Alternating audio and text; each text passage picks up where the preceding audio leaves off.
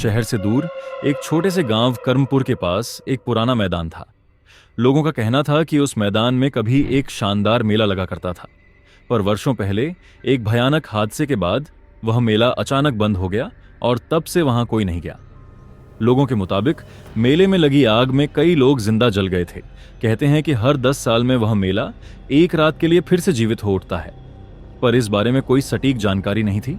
बस यह कहानी पीढ़ियों से गांव में घूमती आ रही थी। रवि, अंशु और काव्या तीनों दोस्त कर्मपुर घूमने आए थे। उन्हें रहस्यमयी जगहों की खोज करना और खौफनाक कहानियों के पीछे की सच्चाई जानना पसंद था। गांव वालों से भूले हुए मेले की कहानी सुनकर उनकी जिज्ञासा बढ़ गई। रवि ने कहा, हमें उस मैदान में जरूर जाना चाहिए। अंशु ने घबराते हुए कहा, तुम पागल हो क्या? अगर यह सच हुआ तो? काव्या ने कहा, क्या सच? ये सब सिर्फ कहानियां हैं, हमें सच्चाई पता करनी चाहिए।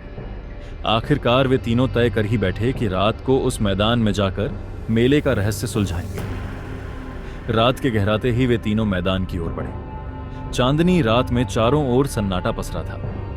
मैदान बिल्कुल सूना पड़ा था, लेकिन जैसे ही उन्होंने मैदान में कदम रखा, अचानक ठंडी हवा के झोंके ने उन्हें घेर लिया। दूर कहीं से ढोल नगाड़ों की आवाजें सुनाई देने लगी। अंशु ने डरते हुए पूछा, क्या यह हमारी कल्पना है? लेकिन सामने का नजारा देखकर उनके होश उड़ गए। मैदान में अचानक झिलमिलाती रोशनी उभर आई और एक पुराना भव्य मेला उनके सामने जीवित हो उठा। झूले घूम रहे थे, दुकानदार हांक लगा रहे थे और चारों ओर लोग घूमते दिख रहे थे। काव्या ने फुसफुसाते हुए कहा, यह कैसे संभव है? वे तीनों धीरे धीरे मेले के अंदर चले गए। सब कुछ सामान्य लग रहा था, लेकिन वहां के लोगों की आंखों में अजीब सी चमक थी। उनके चेहरे पर एक अजीब सन्नाटा था, जैसे वे खुश होकर भी किसी गहरे दुख में डूबे हुए हों। उसने कठोर स्वर में पूछा। अचानक एक बुजुर्ग आदमी उनके पास आया। तुम लोग यहां क्या कर रहे हो? रवि ने हिम्मत करके कहा, हम बस मेले को देखना चाहते थे। उसने चेतावनी दी, ये मेला तुम्हारे लिए नहीं है, यहां से चले जाओ अभी और इसी वक्त।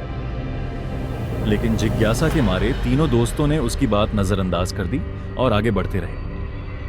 एक दुकान के पास पहुंचकर काव्या ने देखा कि वहां चमचमाते गहने और खिलौने बिक रहे थे। दुकानदार ने मुस्कुराते हुए कहा, जो चाहिए ले लो, यहां सब मुफ्त है। लेकिन जैसे ही काव्या ने गहनों की ओर हाथ बढ़ाया, अंशु ने उसका हाथ पकड़ लिया। नहीं, मुझे कुछ ठीक नहीं लग रहा। तभी अचानक आसपास की रोशनी धीमी पड़ने लगी। मेला धीरे धीरे एक अंधेरी छाया में तब्दील हो रहा था। वहां के लोगों के चेहरे भयानक रूप लेने लगे।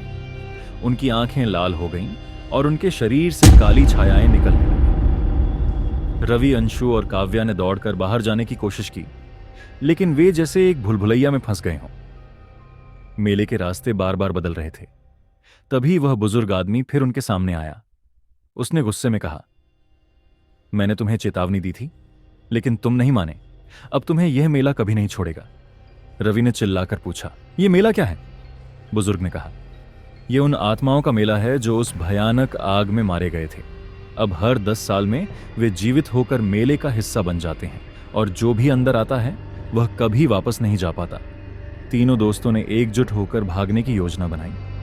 काव्या ने झूले की ओर इशारा करते हुए कहा, वहां से बाहर का रास्ता हो सकता है। वे झूले की ओर भागे, लेकिन वहां पहुंचते ही जमीन उनके पैरों के नीचे से खिसक गई और वे एक गहरे अंधेरे कुएं जैसे स्थान में गिर गए। वहां सिर्फ एक ही रास्ता दिख रहा था, एक लंबी संकरी गली जो दूर तक फैली हुई थी।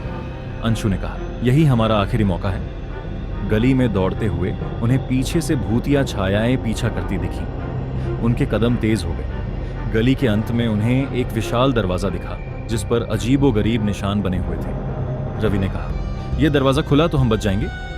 तीनों ने पूरी ताकत से दरवाजा खोला और जैसे ही वे बाहर निकले, मेले की सारी आवाजें अचानक शांत हो गईं। चारों ओर सन्नाटा छा गया। मैदान फिर से वीरान हो चुका था। अंशु ने कहा। तीनों हांफते हुए मैदान के बाहर खड़े थे। यह सब क्या था? काव्या ने कहा, शायद यह मेला सच में श्रापित है। रवि ने दृढ़ता से कहा, जो भी हो, अब हम कभी इस तरफ नहीं आएंगे। तीनों ने कसम खाई कि वे इस भूतिया मेले का रहस्य किसी को नहीं बताएंगे। लेकिन उस रात की यादें हमेशा उनके साथ रहीं और कर्मपुर का भूला हुआ मेला अब उनके जीवन का सबसे भयानक अनुभव बन चुका था।